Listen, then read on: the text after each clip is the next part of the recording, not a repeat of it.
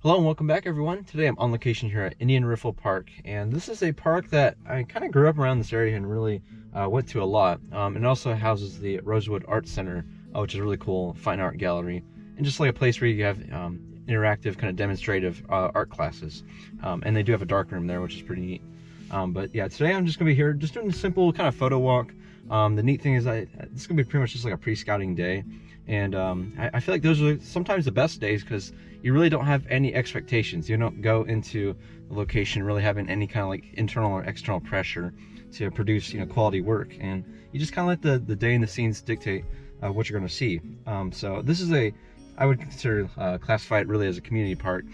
So it's got a lot of people, just pedestrian walkers and stuff. And the recreational center is actually right behind me where I parked here. And so, yeah, I'm just gonna kind of just walk around the disc golf course, kind of woodland over here, and just kind of see what I can really photograph for the day. So the forecast, it's pretty windy. It's actually very windy. I'd say over 20 miles an hour and beyond that. And it's a really overcast kind of day, which means the lighting's good. But that wind, it just means that, like the birds are kind of be more tricky to photograph because I feel like a lot of them are gonna be taking shelter, of course, especially the smaller songbirds. So I'm probably not gonna do wildlife today, unfortunately. But I am thinking of just simply taking maybe a lens or two in the camera and just shooting handheld. And I'm thinking just letting, since I just said like dictating the scene and the conditions in front of me, or like for the day in general, is that maybe I'll photograph some like abstracts or ICM photography, since it is very windy. So just kind of playing with the scene in front of me and all the blurring and the motion movement. So yeah, that's kind of what I'm thinking for the moment right now. But there also is spring flowers that are kind of slowly cropping up right now. So I may bring the extension tube, or we'll see here. But just for now, I'm just gonna take a simple walk, not really anything too serious, and we're gonna see what we can find for the morning here. So yeah, let's go ahead and get started.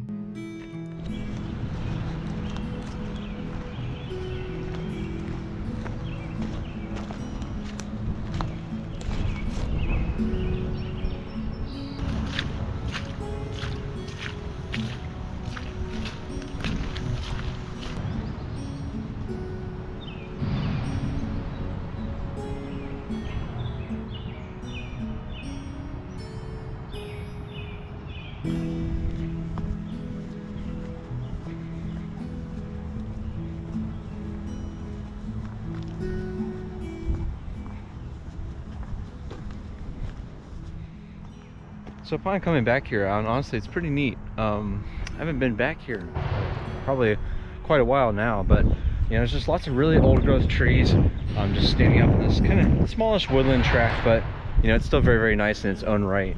There's this beautiful shagbark hickory. It's just a really tall tree.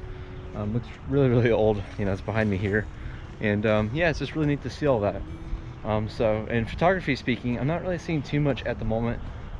With all this high winds, I guess there's no disc golfers in this, playing this course really right now, which kind of helps me, just nice solitude. But I'm thinking there's a small little bunch of yellow daffodils that were kind of at the start, right before I started walking into this woodland here. And so I'm thinking that might be my first kind of subject, I guess, for the day. It feels so weird doing floral and flower photography just because it's been so long for me. Because just winter and fall, it's just so little of it for almost half the year, and now I'm just slowly reintroducing it into my workflow and subjects to shoot. So I'm probably gonna try a shot here. I'm thinking maybe something with a wide angle, just showing the whole bunch there as it's on the ground, of course. Nothing with really a macro. I've done that previously with a macro, and it works, but it's just not really the style that I feel like is best for that type of flower, since it does grow in those bunches. I feel like they're actually called bunch flower daffodil, this particular species. So I'm thinking with that is really what I'm going to go for. And yeah, I'm going to go back over here. But yeah, it's really, really windy. At times, at least, there's just some really strong gusts. And not only that, but it's also very, very wet all along the trails, because for the limited amount of trails that there are, there's just been some really heavy rainfall the past couple days, which has pretty much rendered these trails just completely wet. Sorry, as I traverse through. So now I'm going back to those daffodils, and I'm going to see what I can do there. They're just kind of like right along this trail, really, just right off the edge there. So It's not too hard to get to, fortunately. And yeah, we'll get the shots and see what comes of it. So be right back.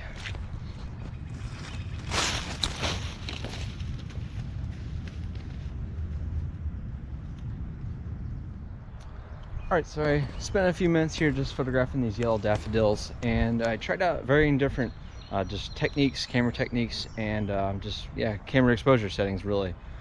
So I started out doing some abstract stuff and some intentional camera movement, and I settled upon, with my small telephoto lens here, it's a 75-300 f5.6 to, I think, 6.3, I believe. And I should know by now, I've had this lens for like 5 years, but anyway, so I just varied my shutter speed using a really small aperture, f29, which is very small. It's a very small aperture opening, so letting a very little light, and then keep my ISO very low, just because I don't really want to introduce noise into these abstract shots, of course. So I kept it about ISO 100, and then my shutter is about I think 1 second or so, was pretty much what I settled upon as the average shutter speed for these flower shots, the abstracts, of course. And so I tried different things with that.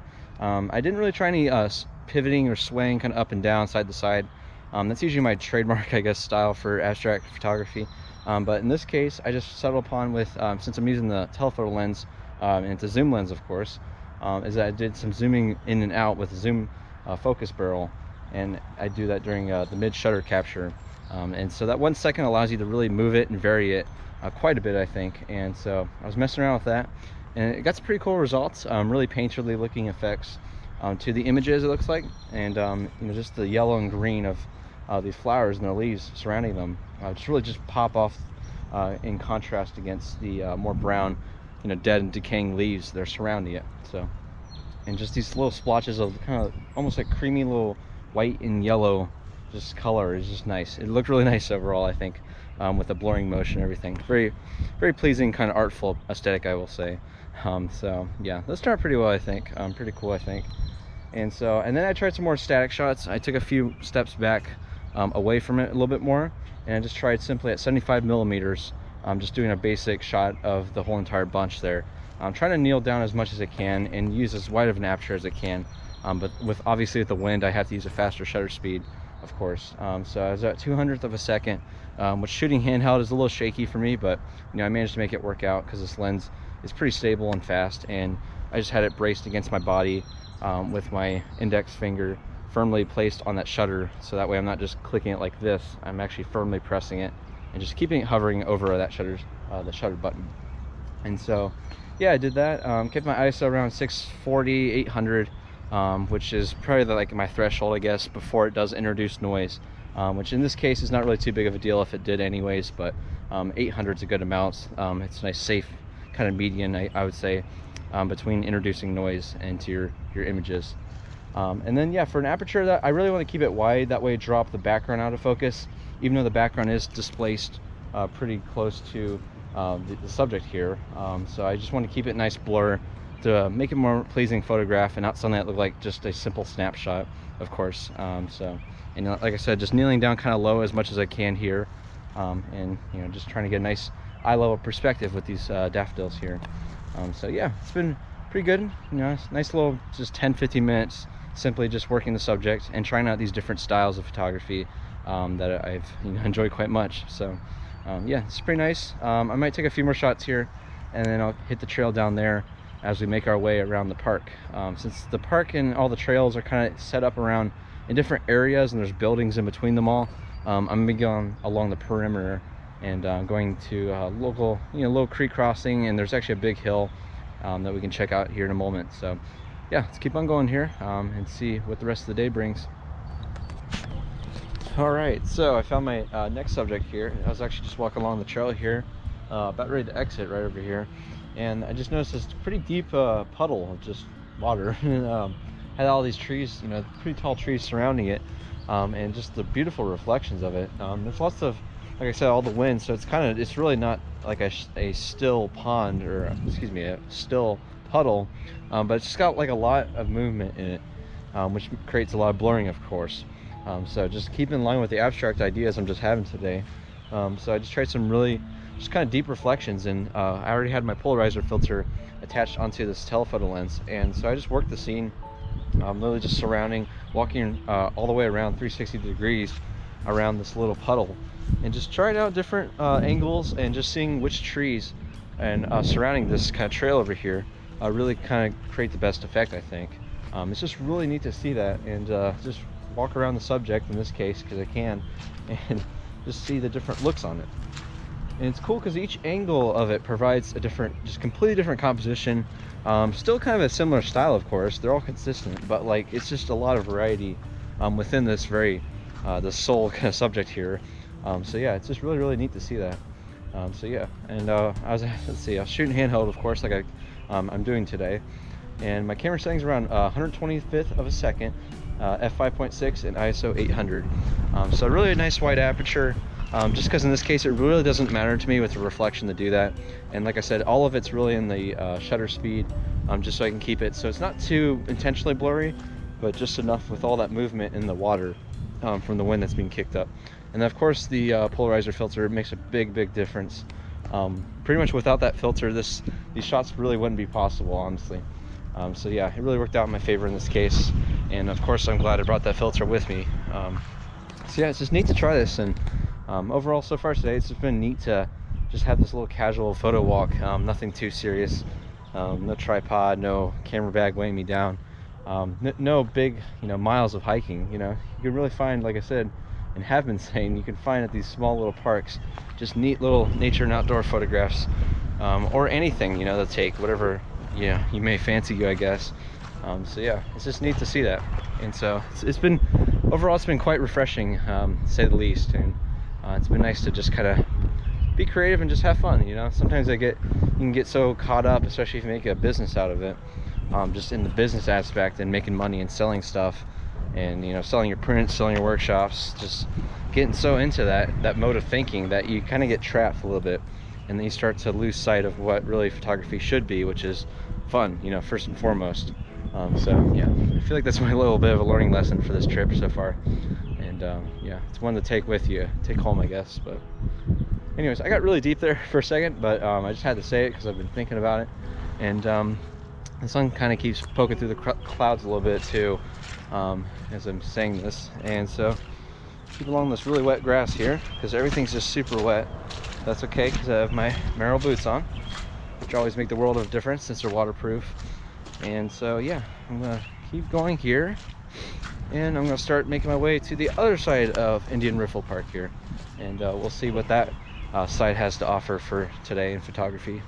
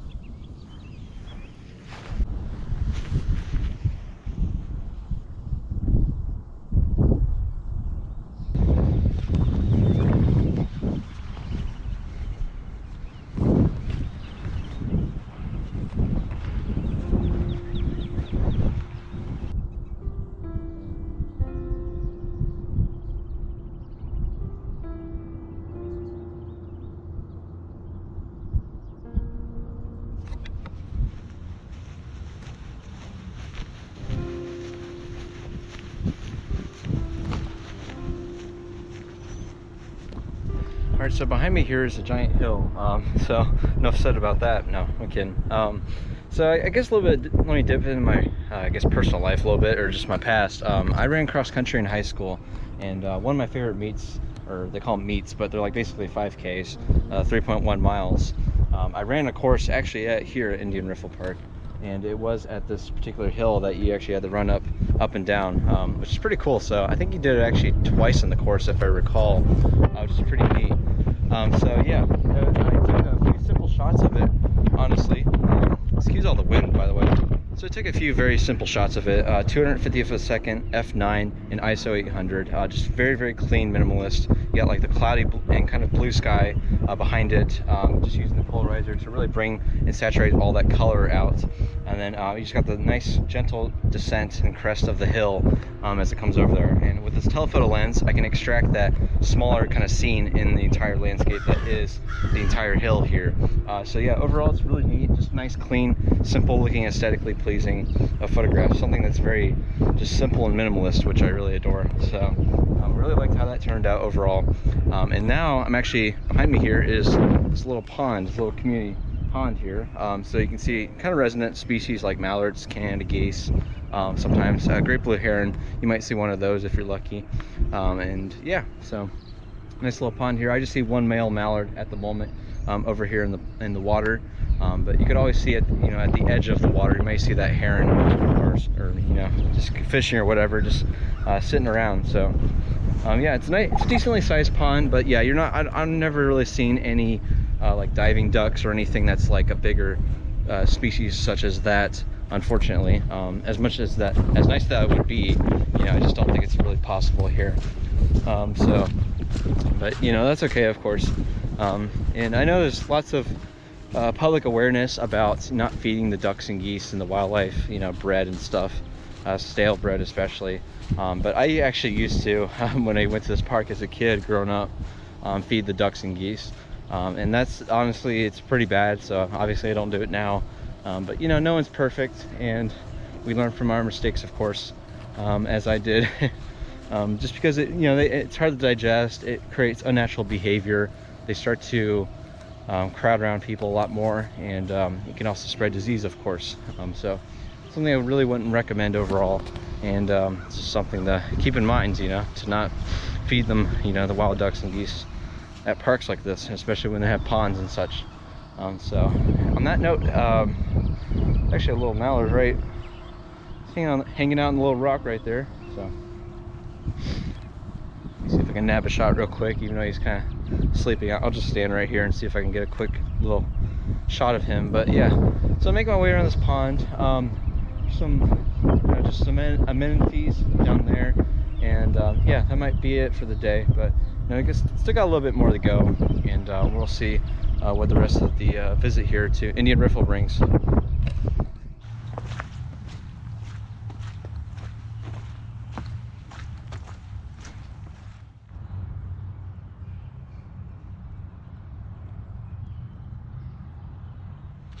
Alright everyone, that's going to conclude today's video here at Indian Riffle Park. I thought it turned pretty well. Nice little photo walk. It's got a handful of different shots, but they're all across the board. I thought was really interesting. I spent about an hour and a half here, just, you know, walking around simply, and I got like daffodil shots, I got a couple bird shots, and just some abstract stuff, and then like a little bit of like a landscape in between. And the neat thing is I did it all with just one lens. Which, you know, I guess that's the neat thing about zoom lenses, is that you can really just use that whole focal length, that, you know, whatever the lens encompasses, of course, and make just tons of different photography, tons of different styles and genres, which is really cool, I think. So yeah, just really neat to just see this variety of different shots. A few of them are probably gonna be keeper shots, I hope, and a few are just gonna be like something that's just more okay or average. But overall, I'm just very pleased with my morning out here. So yeah, I hope you enjoyed the video. Let me know what you think in the comments, and I'll leave it at that. So thank you so much for watching, everyone. This has been Indian Riffle Park. Until next time, make sure to get out here. Thank you.